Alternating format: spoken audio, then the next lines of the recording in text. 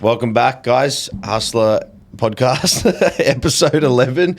Me and Cam having an absolute yarn today about a couple of little topics. Cam just competed, so we could go over that and a few other little things. Guys, thanks for watching on the last potty.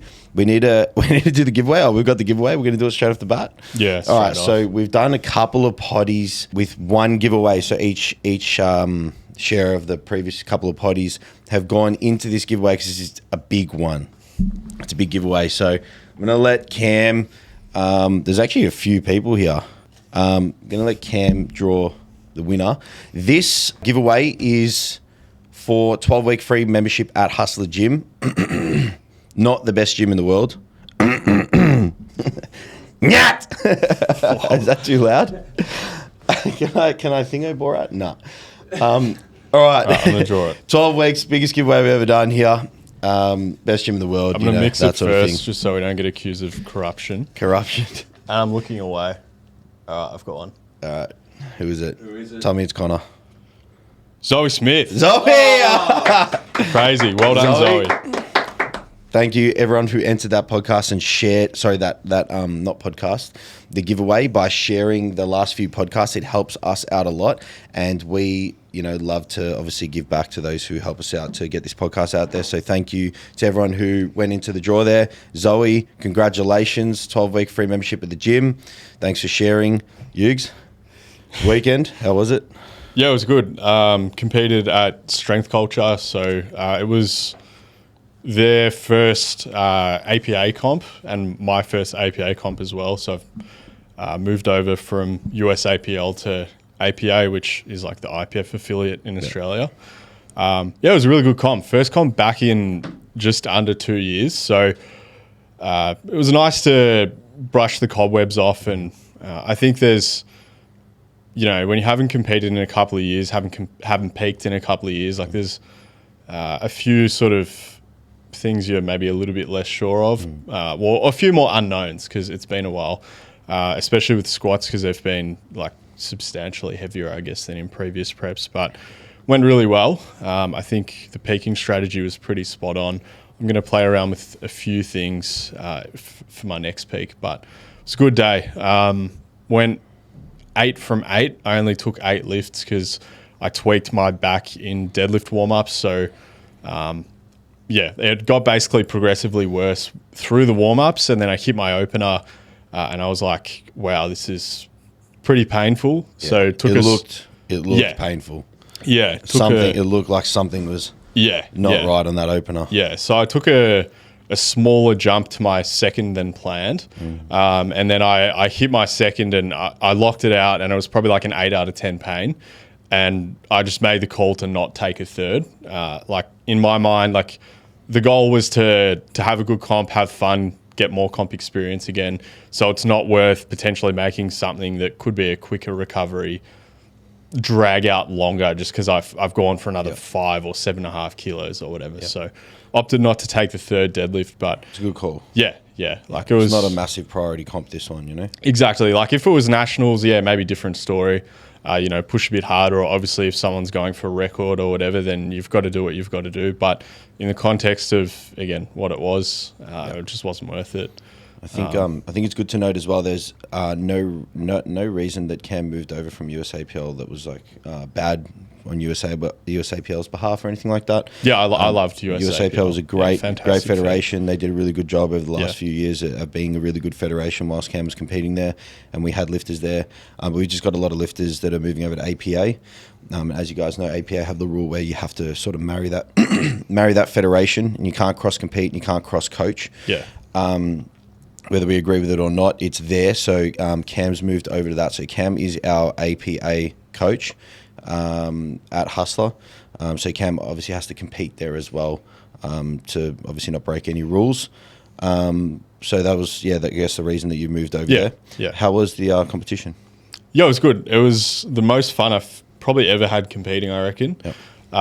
It was my first comp as a self-coached lifter. So I had Kate from the gym handle me, Kate Nux. Well, that's not her actual last name, but everyone knows her as Kate Nux. She did a fantastic job of handling. It was a lot of fun. She's competing right now. She's competing at Nationals in Perth now.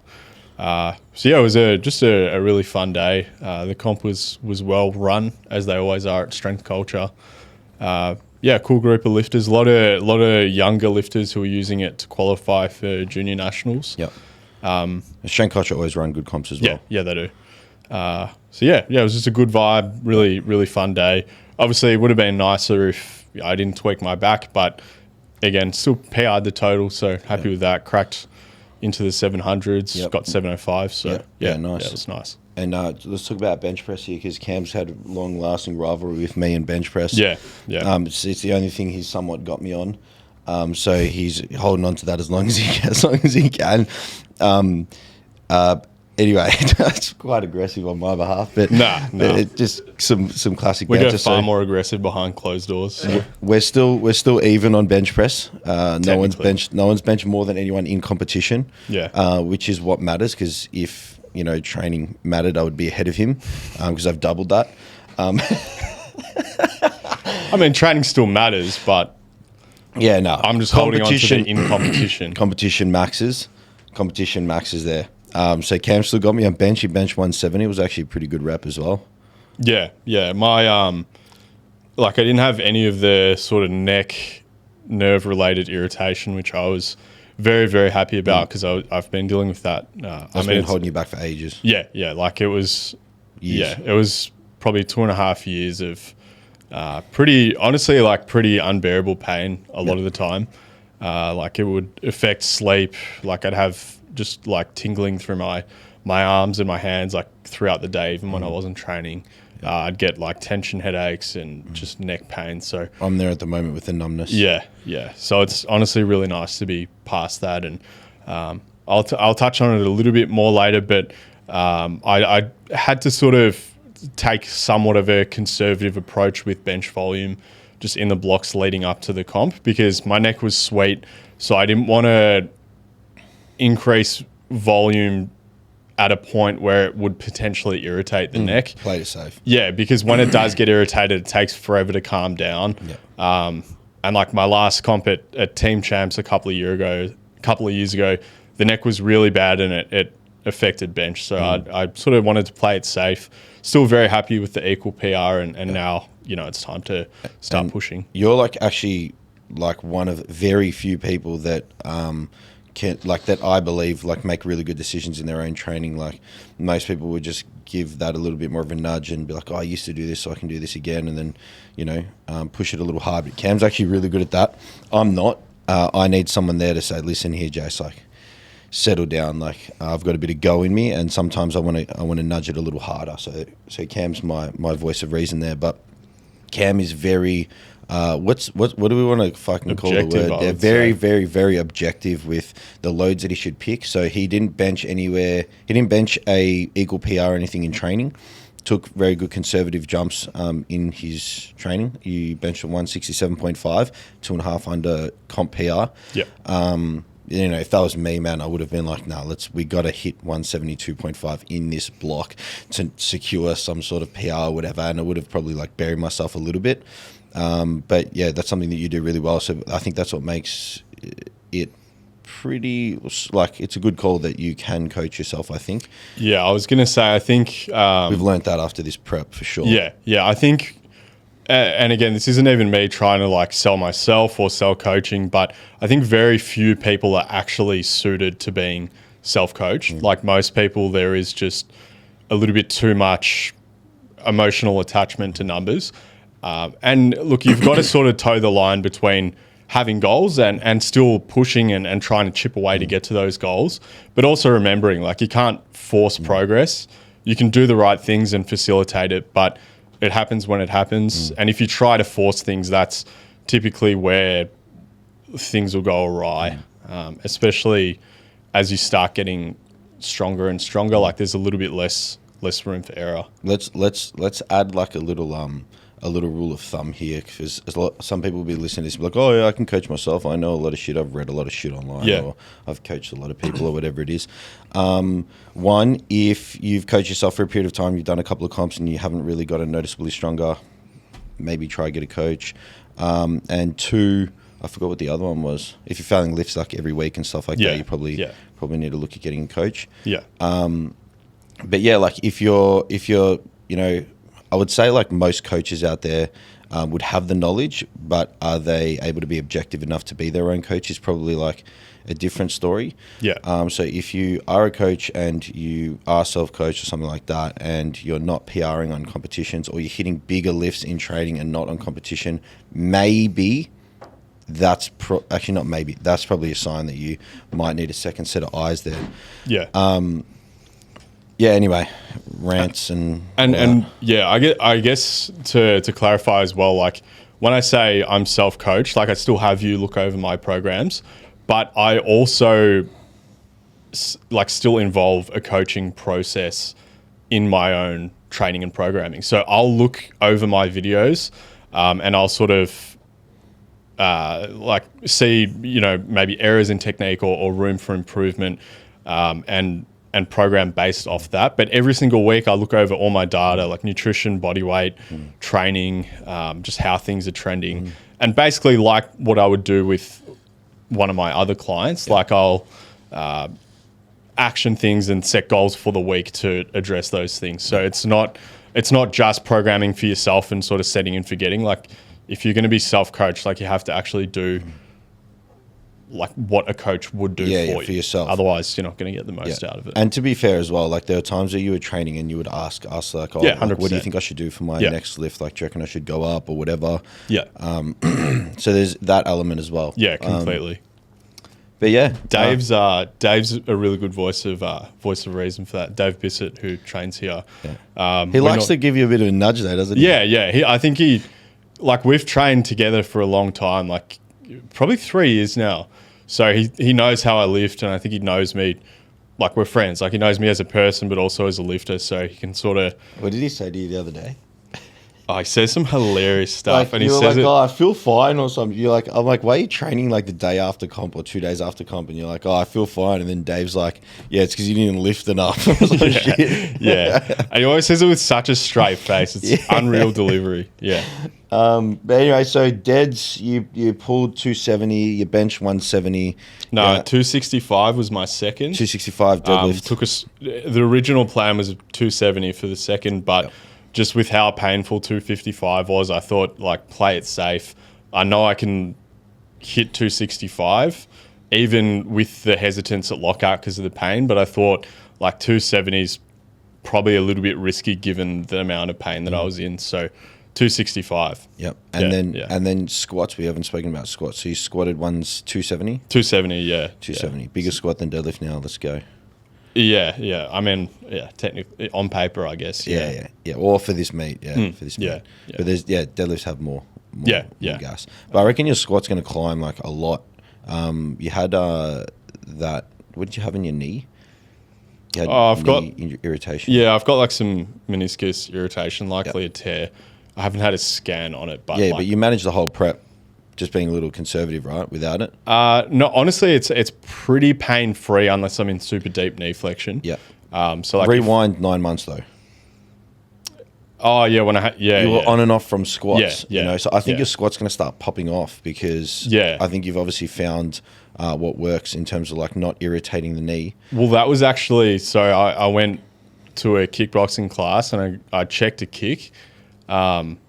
And it was quite a hard leg kick, so it like folded my knee back. Just so that for the viewers, what's a check? So it's instead of just eating a leg kick like in your thigh, you like bring the leg up, so and turn it out a little bit so that the person like kicks your shin, so that it's not like digging right into your thigh muscle. Because if you eat a proper hard leg kick, like it hurts, but also like you sort of. Your leg goes dead and you can't really use it. So I checked a kick, but I was a little bit late to check and it folded my knee back. And then I got like a Baker's cyst in the knee, which is common for people with meniscus damage. So basically it filled up with fluid and honestly, I couldn't even, when I say like I couldn't do like a bodyweight squat or even 70 kilos or 120, like I just could not move the knee enough. So, from the cyst. Just because of the sheer amount of fluid in there. But yeah, it's all sweet now, and the knee again, I can sort of work around it. So What was prior comp PR on squats? 255. 255. That's a big increase. Yeah. That's a big increase. I reckon that squat's going to be climbing. I reckon we're going to see a 300 over the next year or two. Yeah. I mean, that's the goal. 270, like for me, has in the last few years been almost like a life's like a bucket list item. Like I've always wanted to squat that. Like I feel like it's a pretty big squat. You know, so it's cool to hit and just keep chipping away. For sure. I think technique's pretty it's solid. Seamless on. It's squats. solid. Yeah. And body weight, you weighed in at 101 points. 101.8. 101.8. So that was after getting like a good amount of fluids in and breakfast. Yeah. I did have a couple of nervous vomits in the morning. So did you? Yeah. I wasn't even feeling that nervous, but I guess obviously there was something in there. But yeah, like body weight before the comp was sort of in the 99s. So, you know, obviously the breakfast and bulk fluids, and I had heaps of sodium the night before. So yeah. I mean, you can do that as you're building up to the 105s, right? It's 103s I've got or heaps of 105s? room. 105s. 105s. 105s. You got room, so it helps, you know, being a little bit lighter than your weight class. Yeah. You know, if you don't have to cut into weight class, it helps to just get that food in the night before and the day 100%. of, and not have to throw things around prior to comp. So yeah, came in heaviest you've ever been for a comp. Yeah. Yep. And then lifted heaviest you've ever lifted. Yeah.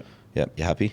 Yeah. It was good. Yeah, it was just heaps of fun, and I think it was accumulated really good data from it, and just G'd up to compete after a pretty lengthy off season. So you said that you take the approach that you use with your clients on yourself. So how did you reflect on this competition, and how did you figure out, okay, this went well, this didn't go too well? What are some sort of things that you utilized post comp?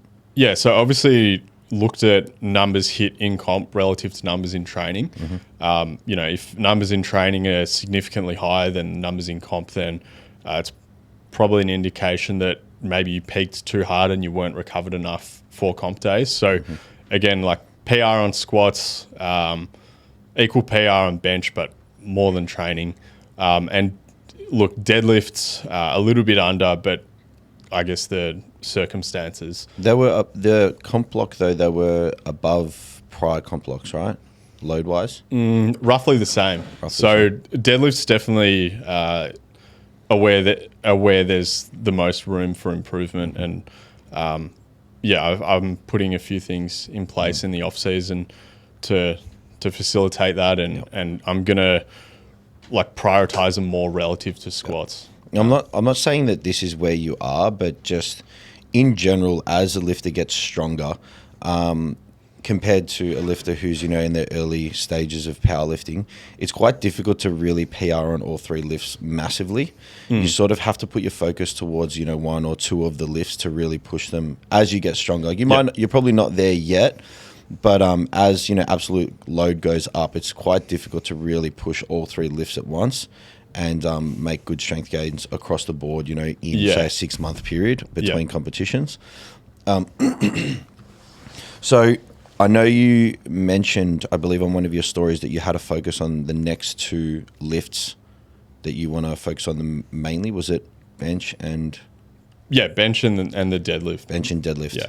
Yep. So from a programming standpoint, what are some things that you're going to sort of adjust to prioritize those two lifts? Yeah, cool. So I'll start with what I'm going to do sort of like in the more off-season, less specific blocks, and then I'll cover what I'll do in more like strength-specific output-focused blocks. So let's first map out, how long do you have until your next competition? I'm not sure yet. Okay. Is it nationals? If invited? No, well it'll be nationals. It'd be next year, but I'll get one in probably at the end of the year. So let's say like November. So we're talking 8 months. 8 months. That, so over the next 8 months, you have an off-season period, and then you'll have your more specific period. So you go for it. Cool. So I'm gonna have a big focus on like heavy hinging. So RDLs will be back in the mix. I didn't have them in there for my comp peak just because I sort of like lower back wise, I struggled to just get in heavy squats, heavy bench, heavy deads, and then RDLs. Yeah. So I had hip thrusts in there as like a hinge variation, but RDLs will be back in the mix. Just some concentric tempo deadlift work. Something that historically I've done in the past, like I lock my knees too early with deads and then I get caught out in front forward, so it makes the lockout really, really sticky. So concentric tempo just gives you a little bit more time to actively like think about, all right, get to the knees, hips through. Yep. That kind of stuff. And then, a little bit more deadlift volume, more hinge volume, a little bit less squat volume, just so that I can be a bit fresher for deadlifts. Yep. I'm also going to have them at the start of the week. So normally I squat on session 1 or Monday typically, but I'm going to bring deadlifts in on that Monday, just so that I'm rested. My last session for the week's sort of an easier session. So session 1's when I'm freshest. Yep. So that'll be when deadlifts are prioritized the most. Yeah. And you can't handle 2 deadlifts a week? Nah. Yep. Nah. So to be just maybe an extra set here and there? Yeah. So probably 4 working sets on deads. Yep. Probably like an RP 7 for 4 sets. Yep. Like 4 sets are anything more than that, I start to just get cooked. Yep. With a concentric tempo, so absolute load is down, and then RDL's in as, more difficult sort of hinge variation. Yeah. With an eccentric. Yeah. Yeah. Yeah, beautiful. And then squats, what are we going to do at squats being a slightly lower priority of the 3 lifts? So probably 2 working sets instead of 3, and again, just slightly lower intensity, just so that, because I do find, I know for a lot of people it's the deadlift, but definitely for me, squats are the most fatiguing. Yep. I guess probably because there's more of like an eccentric component to it as well. Yep. And then now that we're on the topic of like obviously squat and sumo, like, you're more so lower body, back, quad sort of movements. What sort of accessory work are you going to do to sort of bring up the deadlift? Well, the RDLs will be a big one. Yep. I'm going to have a hip thrust variation in there as well. The concentric tempo work on deadlifts, and then a little bit of isolation work on the hammies too. Yep. What sort of isolation work? Leg extensions, hamstring curls? Lying hammy curl for hamstrings. Yep. For quads, leg extension and belt squat. Yep. I may play around with the hack squat. I'm just going to see how that goes. Typically, like compression on the traps and neck sometimes irritate things, so I'll see how it goes. And Cool. Sounds like a good solid plan. Yeah. Bench press. What am I doing to bring it up? Yep. Pressing volume is going to be a little bit higher, and also just like pressing in a variety of different ways. Yep. So I've got incline on the incline press on the prime in there. Yep. Obviously comp bench. I'm easing back into like some overhead work as well, and then I've got another flat bench on the prime in there as well. And obviously a comp bench as well. Yeah. And you mentioned that you haven't really played around with extra pressing volume from just taking a more conservative approach so that you don't irritate the neck and stuff. Are we gonna play around with having a look at maybe an extra set or 2, see how that goes? Does it irritate the neck and trap area? I mean, again, in the off season, the focus is more like variability and variety, but definitely when we get into more sort of like blocks closer to comp, but not too close. You'll be playing around with that and ticking that box. Yes, it does work, or no, it doesn't work. Well before a comp block. Definitely not. A few weeks out or anything. You're not gonna like. He's not gonna like off season the whole thing and then comp block comes up and add 2 sets of bench in and then cool. Sounds like a good plan. And then some accessory movements that you're going to use to bring up the bench press so that you can beat mine.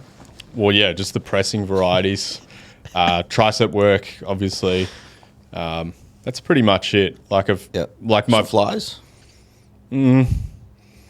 I'd rather try get a bit more pressing again. I think if you can just build strength in pressing in a variety of ways, it's probably going to lend itself to a better bench. And I also just don't really like flies. Yep. So. And then like other movements that sort of, because these are things that are forgotten in powerlifting. Powerlifting's all like just SBD, like, and then you do like some dog shit, or most people do some dog shit leg extensions, and like some Bulgarians are like super lightweight, it's just junk volume. But so you're actually going to nudge most of those movements. But then other movements that are also forgotten as well, like things to sort of make sure that you're training, you know, your serratus, lower trap, getting good overhead position, not just like an arched bloody shoulder press, like actual true protraction, upper rotation, and like training that scap T-spine region or the muscles surrounding that. What are some sort of movements that you're going to have in your program to sort of stay on top of that? Yeah, so when I was talking about the like reintroducing overhead pressing, so I'm doing it on the Nautilus shoulder press machine, but I'm actually not sitting. So I'm facing, my chest is facing the back pad and I'm standing. And when I do that, it helps me keep my elbows forwards.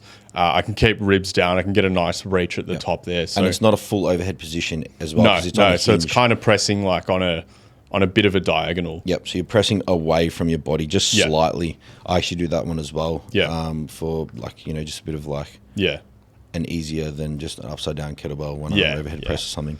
And for those out there that are listening, essentially what we're talking about here is the scapulars move in retraction, depression, protraction, upward rotation, posterior tilt. These are like the movements of the scapulars.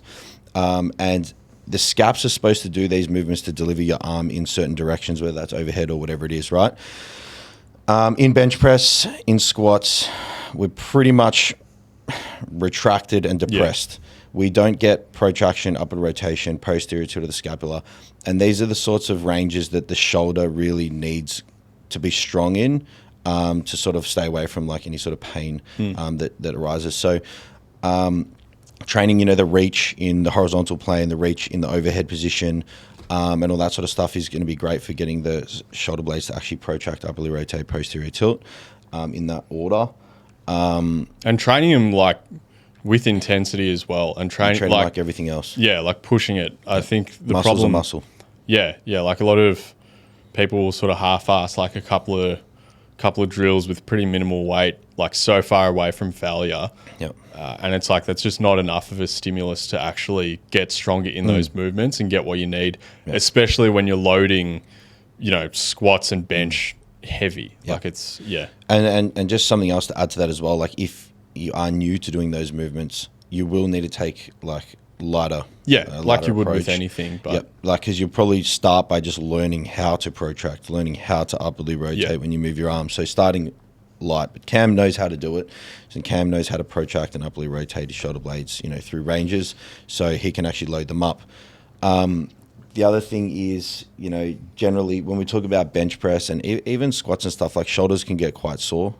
And that's just part of powerlifting. So we really need to work on the strength of these muscles surrounding the shoulder blade that make the shoulder blade move essentially, which is the upper trap, anterior, serratus and lower trap. Serratus, lower trap and upper trap. Then there's also like just general cuff strength, like your external rotators, like around the shoulder.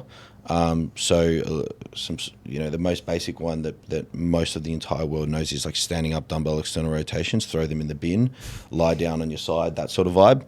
Is there going to be any of that in your program to really maintain or I haven't got any in there at the moment. Like it's probably not a bad idea. There's nothing like directly in there at the moment. You don't generally have any shoulder issues, right? No. But I mean, I guess we're sort of just like discussing like for the listener out there as well, like these are some things that like in powerlifting, most people will need to stay on top of. I do. You don't really have those shoulder things, but I've always got to stay a step with this left shoulder. Because it gets quite irritated. So I do have to do like my side lying dumbbell external rotations, like eight reps, 2 sets, a couple of times a week, pretty close to failure with full range of motion. So not just like half repping it like to failure, like actually getting full range for me is what I need and most people. So just I guess on that topic, like these are things that are worth looking at from a powerlifting standpoint to make sure that you're a step ahead. Because the last thing you want is like really strong pecs and triceps that can lift a lot of weight, but your shoulders just can't handle it. Lucky my phone was on silent. Just rang. So yeah, cool. Yeah. Program's locked and loaded. Yeah. Sounds good. I'm keen to see how that goes. Yeah. Last thing, just on you, because I know we've been banging on about this whole approach. I think it's been a good combo. But body weight, what's the plan with body weight? I know you said you're down a couple since comp. Yeah, so I've just I'm doing a quick mini cut just to get my appetite back because I basically I was gaining for a prolonged period of time. How much food do you have to eat, just for the listeners? My maintenance is around 4,000. Yep. So it's a fair bit of food. Yeah. For a natty, that's a fair bit of food. Yeah. It's a lot of food to get in. And, you can get quite bored of eating and eating in such volumes. Yeah, especially when you work full time and you've got to train and do other things. It can become quite tough. And then if you miss a meal, it's like, I've just got to, So, quick mini cut just to get body weight, mainly to get the appetite back. But also, you don't need to drop body weight. Yeah, like you're a 105 lifter and you're weighing 99 most days and you came in at 101 after a lot of food. Yeah. So you don't need to cut. So Cam's actually going to be using this time to just take a chill from force feeding a lot of food in, right? Yeah. Which is a good viable option as well. We're not just always cutting and dropping food purely just for body composition or to drop body weight. So then you'll be back to gaining after that, I'm guessing? I'll probably hold maintenance for a little while and then just slowly add the food back. Cool. Sounds good. Yeah. Sounds good. Very nice. Yeah. I'll be going back to jiu-jitsu, so that'll sort of, obviously expenditure will be significantly higher on the days that I train, so might be a bit of playing around with just how much I need to eat on those days. Yep. But some liquid calories during those sessions maybe. Yeah, cool. Jiu-jitsu, when does that start?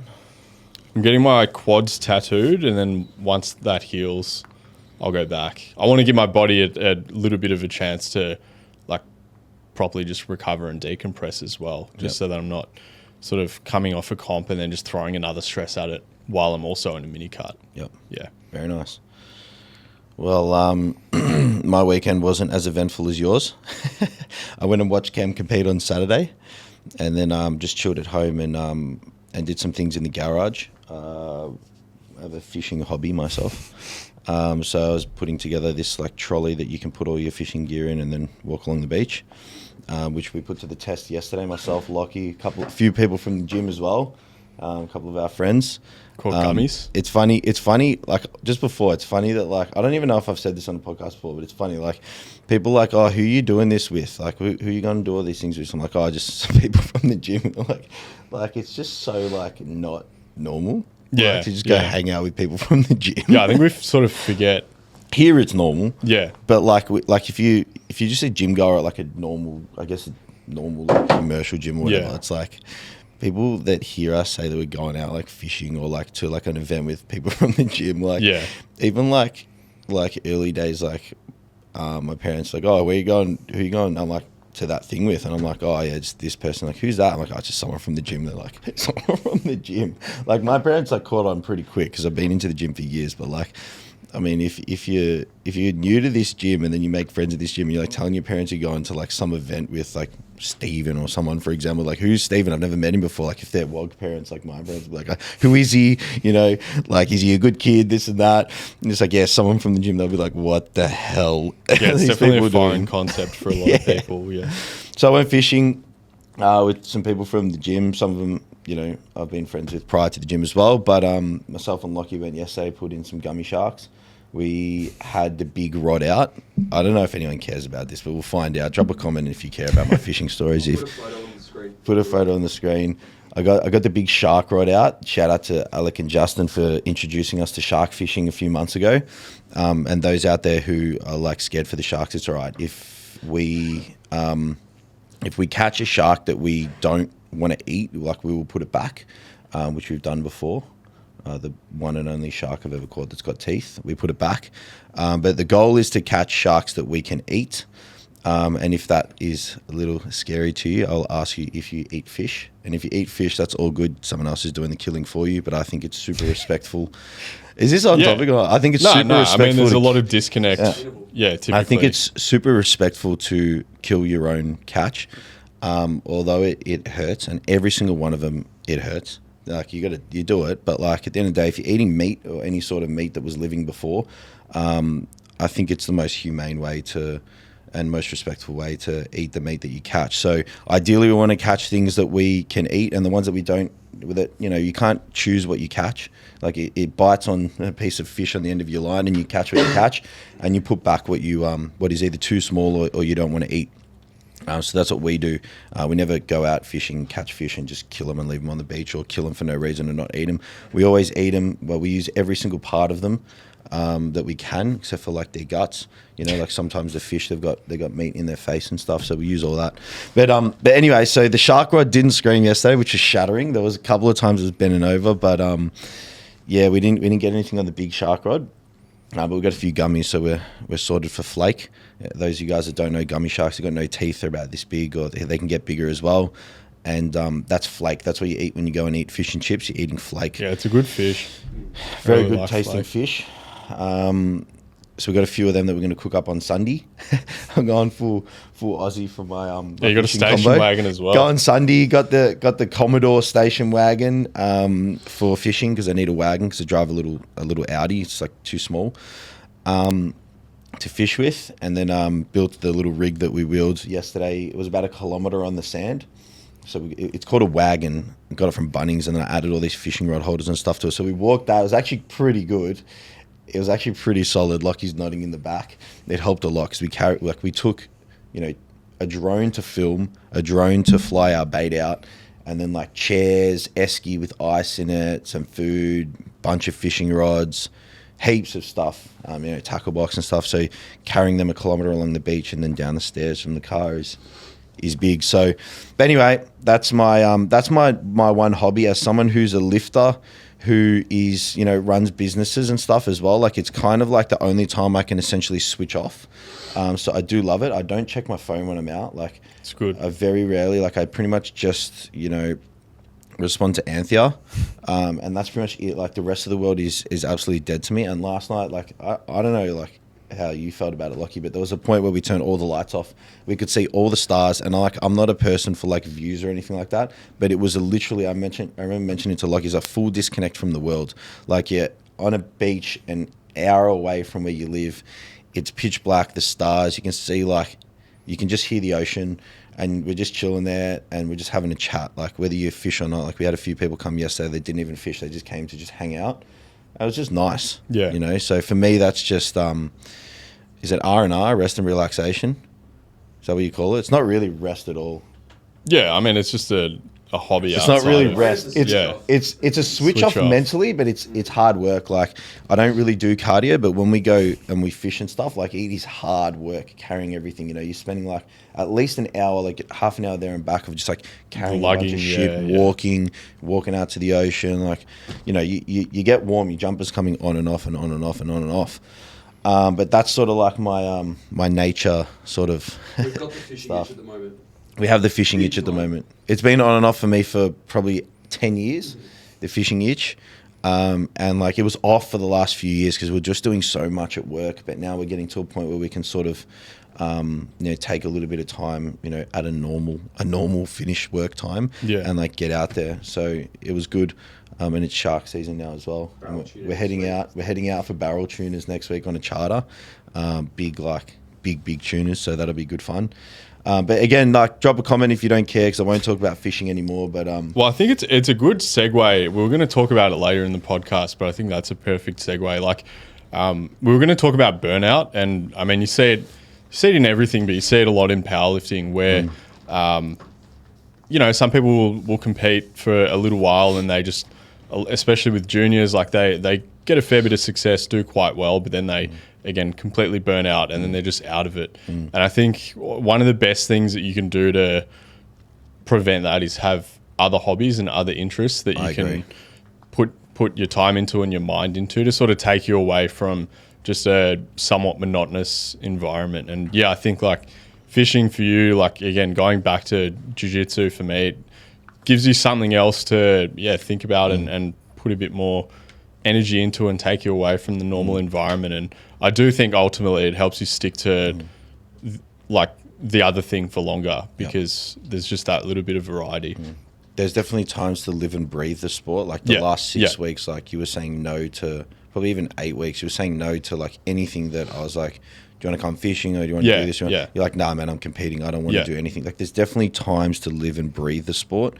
But, you know, we see lifters come in and then leave the sport with great potential, but they married it too hard and they dropped everything for it. Yeah. Then one thing goes wrong and they're like, what the hell am I doing? And they fully give up. So it's good to have a few things that you can focus on. I know for you, it's like getting tattooed, you know, some sort of fighting. You like documentaries and stuff. That's sort of like your switch off thing as well. And for me, it's like work, you know, fishing.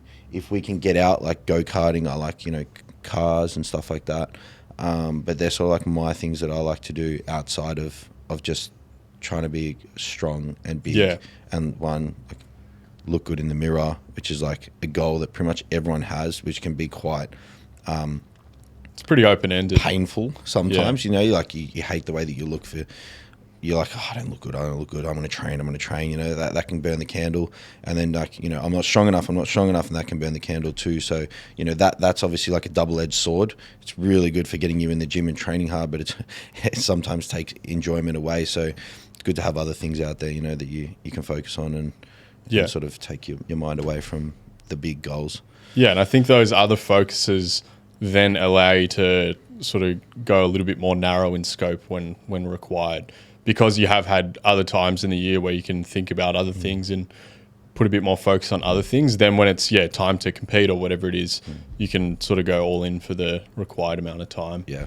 I mean, it's a big world out there. There's a lot to do. As much as we all love training, like, it's good to just try new things and try other things as well. Yeah, for sure. Yeah, probably going to help with longevity, if anything. You're competing soon. Yeah. Well, it's been a question mark in my mind. So I wanted to do Pro Raw, but I've decided that's a little bit too soon for where I've been at with my training and life and work and everything. So there are a couple of other comps that I got asked to do, and one of them has sort of stuck out a little bit, and that so far is the plan. So I've been setting myself up for it. Like, I've been cutting. I'm going to go down to the under 90s. I have the fat to drop easy. I won't be like diced at 90 or anything like that. So I've got the fat to drop. It's also like a competition where the overall 2 best lifters will get a pretty decent prize. And I know under 100s has pretty much someone who's unbeatable for me at the moment. Yeah. I say at the moment because I'm going to come for you soon, bro. But yeah, so under 90s, it'll be powder weight on that prize. So we'll see how we go. It's a big question mark for me because it's an 8-hour drive. It's at a good friend of mine, Lyle's gym, One Strength. If you guys have heard the last few podcasts, he's like sort of like me, but worse with gym machines. So check out his gym, One Strength. They got like some of the coolest old school pieces. Like, really hard to find pieces, you know. It'd take like 10 years to collect that stuff. He's got a lot of it. But anyway, so it's going to be at his gym. It's an 8-hour drive. I'll have to drop at least 1 kilo gut cut or maybe even a little bit of water. It's a 24-hour weigh-in. I'll be coming in at under 90. Lowest weigh-in yesterday and today, both of them 91.8, down from about 96 a few weeks ago.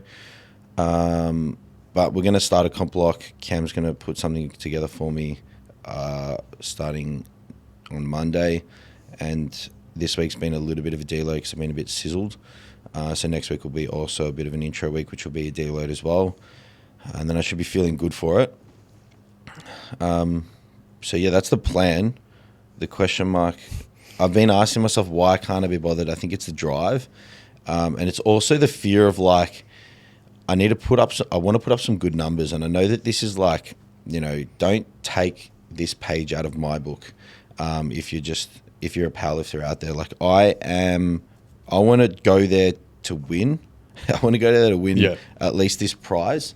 And I've been powerlifting for, I think we said 7 years now. 2017 was when I started powerlifting. 8 years now. 8 years. So that's when I started powerlifting. And I'm at the point now where I want to be competitive. The strength is there for me to be competitive. 90 or 95% of the lifters out there listening to this will most likely be, building up to being really competitive. So, I started as a 77 kilo lifter. I'm now under 95 usually, under 90 for this one. So I've built up the weight classes as much as I can, and I won't go above 95 kilo weight class because I think my sleep will suffer. Yeah. And I think my health will suffer as well, just in general from just like sleep, being just being so heavy, being unnaturally heavy, and all that sort of stuff. And then, also just lifting unnatural amounts of weights. Like, again, like I'm not a natural. So for me, how far can you take it? The possibilities are endless. But I've put, that's the line that I've drawn. On. Yeah. That I don't want to go past 95. So, so I'm at the point now where like I want to be at this weight and I want to be competitive.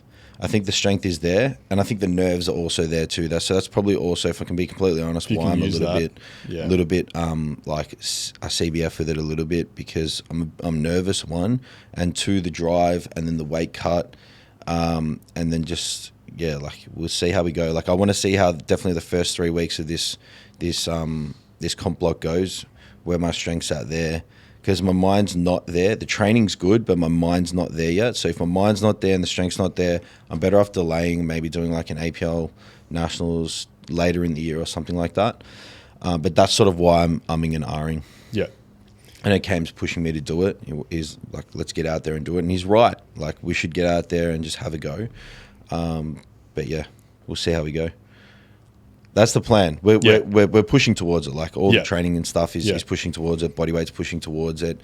Everything's like, I'm not going to be like, last minuting. Like if anything, I'll last minute pull out, or like 3 weeks out decide not to. But everything else is like in that direction from here. Yeah, I've got the feeling you'll get G'd up as you get a couple of weeks into the comp block. I think so too. Yeah, it seems to happen. Like. Yeah. I definitely recall a few comp preps you've done in the past. It's always like, oh man, it's can't the be same, fucked. Same every time. Yeah, I think it's the nerves, man. Yeah, for sure. I don't think I've ever pulled out of a comp. Like I always say I'm going to do what I'm going to do, and like now, I'm going to do it, guys. I've just decided it's going to happen. And that's I mean, with a prep, obviously, like you'll have probably some lulls in there, but you do want to, like, you don't want to be half in, half out constantly. If you're doing a comp, you want to be committed to it. Yeah, I'm going to do it. I'm going to do it for the main reason that I said I'm going to do it. I'm going to do it.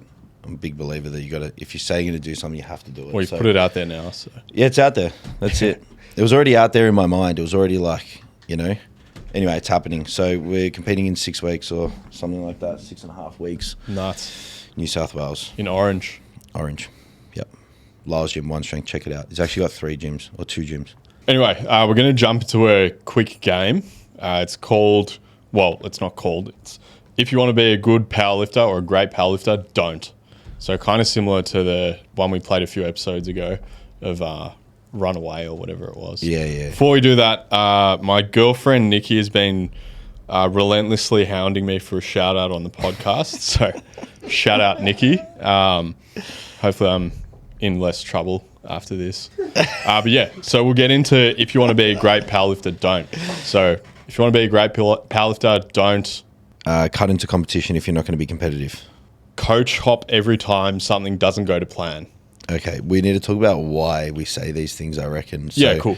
So if you're with a coach and you feel like you're consistently not performing well and you've looked at your own sort of actions and attitudes and you honestly can't see a problem, and maybe if they're not receptive to your feedback, then sure. But look, sometimes things don't go to plan, and realistically, the longer you're with a coach, the more data you accumulate and the more that you can work out what works well for that lifter and maybe what doesn't, the more you can fine tune the strategy. So generally in time, the longer you're with a coach and the more comps you do, the more specific and tailored your approach actually gets.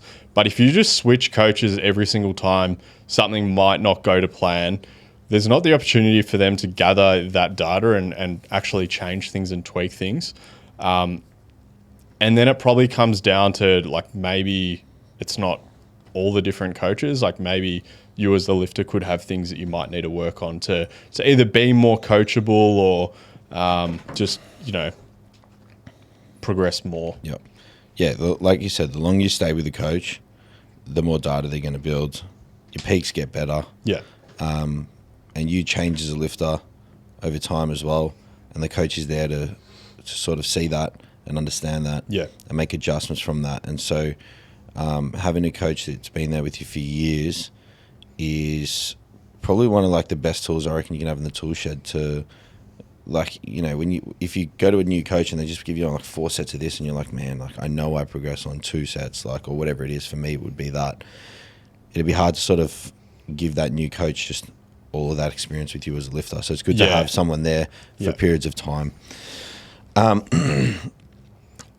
Should I bang on about it? Don't? Yeah. Okay, so if you want to be a great power lifter and you're new to the sport, don't just go full specific SBD.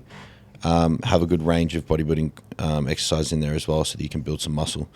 So to elaborate on that, if you are a lifter that's newer to powerlifting and you don't somewhat look extremely muscular, then it's probably worth trying to gain some muscles in the main, I guess, powerlifting muscles, being like your quads, pecs, delts, triceps, hamstrings, glutes, back, those sorts of muscles. Try and build some muscle there so that you can be a stronger powerlifter. That's not just saying don't squat, bench, and deadlift, but don't just only squat, bench, and deadlift. Really push those exercises. Take a page out of the bodybuilders' books, full range of motion, high RPEs for some of those accessory movements, and treat them like you would, like a PR squat, like push them hard. If you want to be a great powerlifter, don't just mindlessly copy what some of the best lifters do. Because, again, like if we're looking at the best lifters in the world, if you're the best in the world at anything, you're in the top fraction of a percentile, and you're probably a massive, massive genetic anomaly, and you're probably anomalous in other ways too. Obviously, success does leave clues, and there are general principles of programming and training that, for sure, like look at those. But for instance, like you'll get some, especially like lighter weight lifters, and they literally do 5 SBD days a week. If you just take that without the context of, that lifter's range of motion, the fact that they probably do that and not very much else, and the fact that they're probably very anomalous in the fact that they can even handle 5 SBD days. If you, as a 95 kilo male, try doing that, and you've got a 50 something kilo female doing that, it's going to be very, very different for you than it is for them. It's going to be a much bigger stress on the system, and you're probably not going to be able to handle it. What I will say as well to add to that is you said success leaves clues, so I'll add on to that. So you don't see the clues that were left on their way to success. You see the successful lifter online and what they're doing now. You don't see what they did to get there. So again, it goes back to my point a little bit as well. Like, if I was to relate it to my point, a lot of the best lifters in the world are like capped in their weight class. They're probably water loading down to get to that weight class. They've got so much muscle on them. They're pretty lean. They can't put any more muscle on. So they don't do much bodybuilding movements. They do a lot of SBD because they can't gain any more muscle, right? So being a new lifter and just following what Russell or something like that, it's like, of course he's going to SBD. Like the kid's like this tall, I short. think he's 5. I don't want to. He's short. I think he's 5'2". Like he's short. Quite he's short. 83 and he's lifter. Jacked. Yeah, short 83 lifter. He is jacked to the shit house, and so like there's just no need for him to be doing bodybuilding movements. And yeah, he does probably waterload and do a big weight cut to get into competition, because for him being that lean and that big, he'd probably be happy to lose 2% of strength to have an extra 3-4 kilos of muscle on him. So yeah, like you're a new lifter, you don't need to be dropping weight into competition unless you're going to win it or go to nationals or go to worlds because you're in that lighter weight class. Ideally, just build up the weight classes and build muscle. That's a huge thing that like we see a lot of newer lifters doing, like water loading into a weight class, losing a whole bunch of strength because they're fully dehydrated from this water load and a 2-hour weigh-in. And it's like, man, like that's not where you want to be as a newer lifter. Yeah, and I mean, even the fact that some of the top lifters or some lifters in general can handle so much frequency and so much hyper specificity.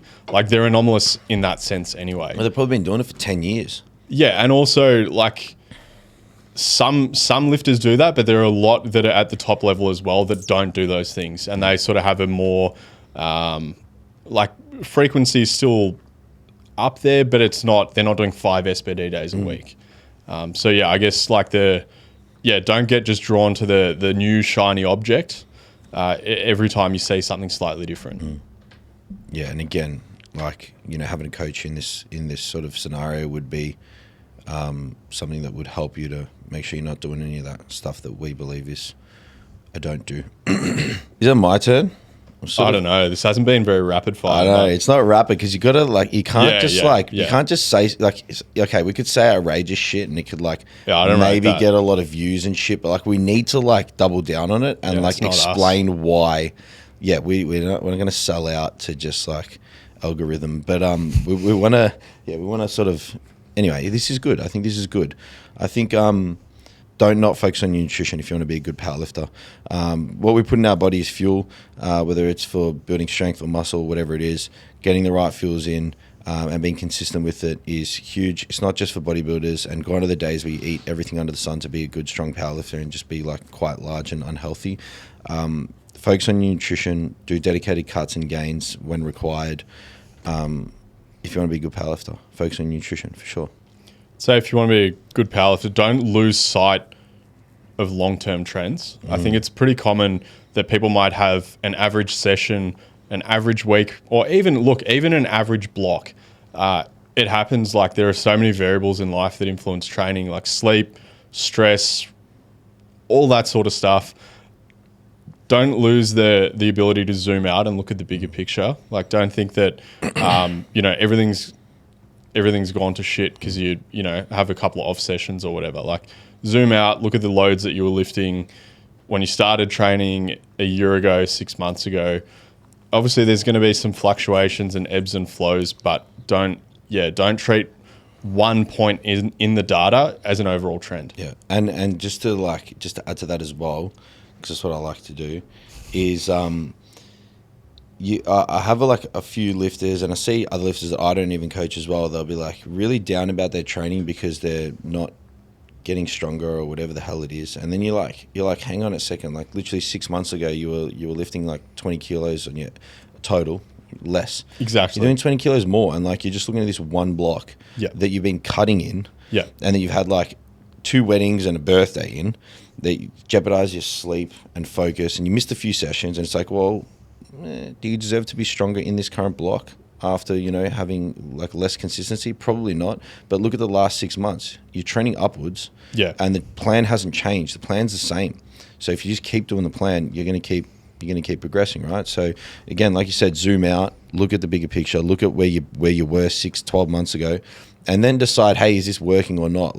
One bad week or one bad block, well, not even bad, one week or one block that you might call bad that was just numbers that didn't increase to your standard is still a good block. But anyway. 100%. And it's important to remember that maybe the numbers that you lift in a comp or the numbers that you lift in a peak, that's all training is really geared towards doing in that specific phase. When you're in an off season or a little bit further out, the focus might be on more accessories, and again, you're doing more volume. You've got less of a focus on, super low rep SBD. So yeah, numbers probably won't be where they were in a peak, especially as you get more experience in training. But that's building a base, and that's ultimately going to set you up for when you peak next for those numbers to be higher. Totally agree. My brain's I can't even think. I've got one more. Listen, you and go. Then we'll wrap it. Go. I'll give context after, but if you want to be a good powerlifter, don't do comp after comp after comp, and just compete all the time. It is a great one. That's a great one. To add layers to this and context, if you're a world class lifter and maybe you've or got even Australia's top. Yeah. If you're at the top and maybe you've got to do a fair number of comps in a short period of time, maybe it's to qualify, do nationals, and qualify for worlds, whatever. All right, that's one thing. Or if there's just a lot of prize money at local meets. Or Kate's had the SBD Cup. and then nationals, and then potentially worlds. They're all in a pretty short period of time. But The high level comps. yeah, as a general rule, especially when you're newer to powerlifting, compete for sure, but then spend time building. Yeah. Yeah, definitely. I don't think you need more than 2, absolute maximum 3 as a new lifter. I would say 2. And the only reason I wouldn't say less than 2 in a year, the only reason I wouldn't say less than 2 is because you actually, as an earlier on lifter, it's good to get some comp exposure, some experience on the platform. Because for me, like, nerves is a big one, and like a lot of people like forget to listen to the rack call, put the bar back. It's like just that comp day experience, training. I mean, competing under the comp nerves is experience that you want to get as a newer lifter as well. So maybe a couple of comps a year is a maximum, but spend time when you're away from competition with the exact same focus that you took into the comp block. Like, use the same focus on your nutrition and your training the same amount in the off season, even if there's no comp booked in, as you did at your last comp. Like, it's the biggest what's it called? Like, it's the biggest secret fucking sauce that you can throw into your training. Not the biggest secret keeps you sauce, natty. but that keeps you natty. Yeah, like it's great. I know there's a lot of people out there that they need a comp date in. They need a comp date in because then they're prepping.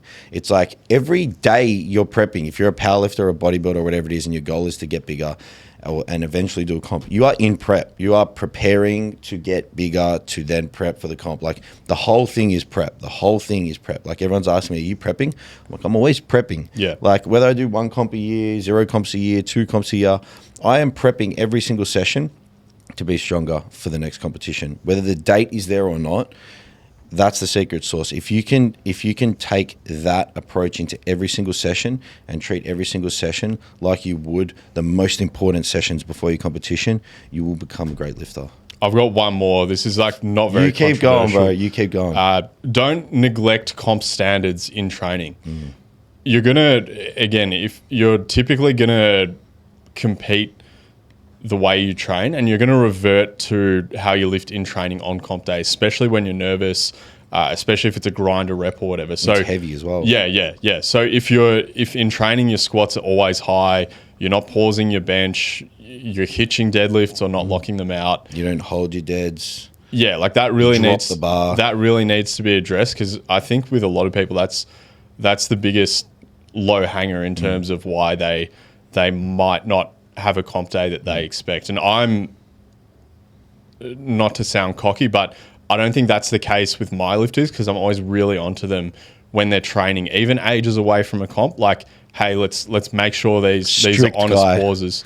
Yeah, because coach. I'd rather be strict now in training and have them have a smoother comp day than be too lenient and just say, yeah, great, like, whatever, even though a bench wasn't paused or a squat was way high. I don't disagree. And then they have a with that shit at all. comp day. Do not disagree with that at all. I don't think it's a controversial take, but I think it's something that I see maybe People some go wrong all the coaches are a time. little bit too lenient with, and I think it's, set the tone early, and then it leads them to have a much more successful comp day. There's heaps of times we've seen someone pull a PR deadlift and they won't hold the bar on the way down, and they get red lights after making the lift because they just did what they do in training and they just let go of the bar just before it hits the ground. You've done all the hard work to get a lift up, and then just let yourself down at the end. And mistakes happen in comp sometimes, whatever, but be honest in training. There's things you can do to limit the amount of mistakes made in comp, 100%, and you can do that in training. You can do that with someone,